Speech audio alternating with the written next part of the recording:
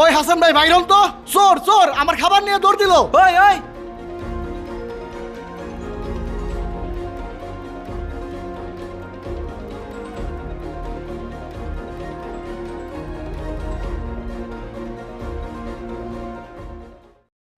শামিমের পোলা তিয়াস এইটুক বয়সও চুরি করা শিখছে।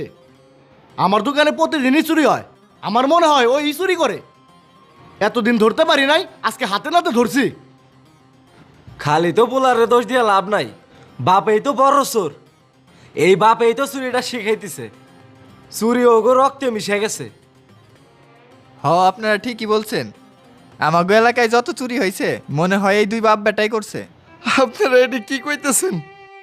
আমরা শোন না, আমরা কোনোদিনও চুরি করি নাই। কে আজকে ও এই ভুলটা করে লাইছে, আপনারা আমাকে মাফ করে দেন।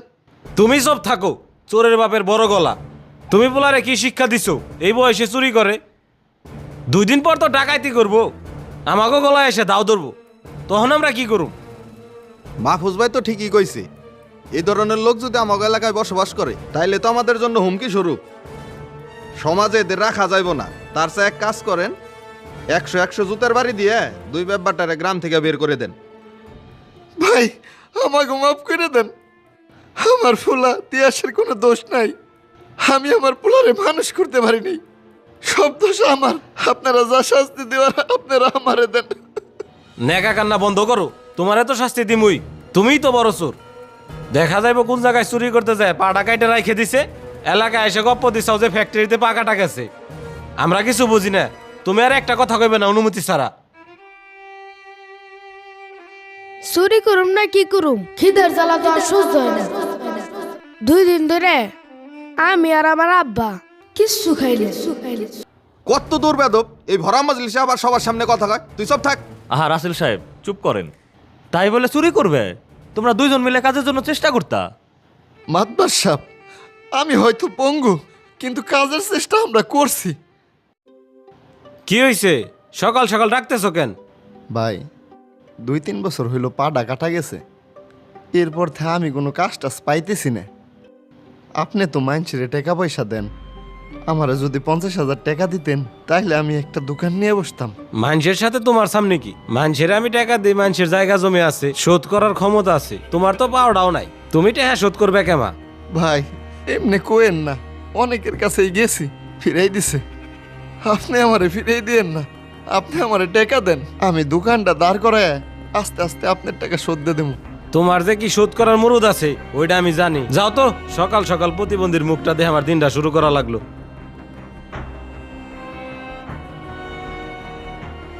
মাহফুজ ভাই আমারে কোনো কাজের ব্যবস্থা করে দিল না।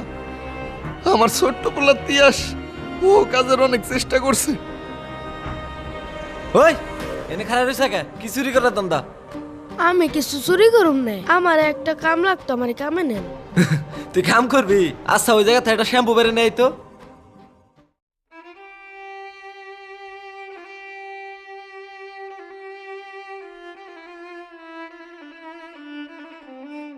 ভাই এটা তো অনেক উঁচা, আমি নিচের কাম করে দেই। তুই সামান্য এই শ্যাম্পুটা বাড়তে পারস না, তোর কি কাম দেবো? যাবাক।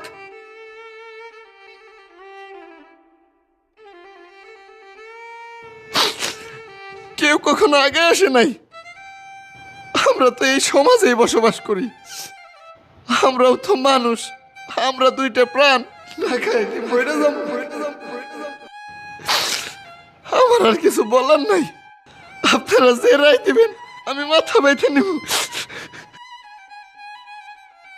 আজকে আমরা বিচার করতে বসছি, কিন্তু আসল চোর কে সেইটা কি বুঝছি আমরা? এই বাচ্চা চোর না, এই বাবাও চোর না, চোর আমরা। আমরা আমরা আমাদের সামনে একটা পরিবার না খেয়ে থাকে, আর আমরা পুরো সমাজ চোখ বন্ধ করে থাকি। আজ তিয়াস চুরি করছে, কিন্তু আজকের এই তিয়াসকে চোর কে বানাইছে? আমরা, আমাদের এই স্বার্থপর সমাজ। আজকের এই বিচারের রায়, যেহেতু সবাই আমরা অপরাধী, সবাইকেই অর্থ জরিমানা দিতে হবে। আর এই অর্থ দিয়ে আমরা শামীমকে একটা দোকান গড়ে দিব।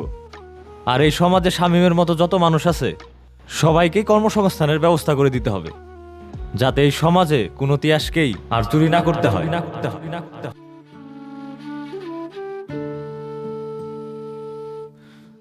যে ছেলেটাকে আমরা চোর বলেছিলাম আজ সে নিজের হাতে রুজি কামাই করে।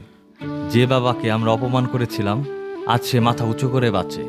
একটা সাহায্য, একটা সুযোগ, একটা সহানুভূতি একটা জীবন বদলাতে পারে। আজ ইতিহাস বদলায় নাই, বদলেছে আমাদের দৃষ্টিভঙ্গি।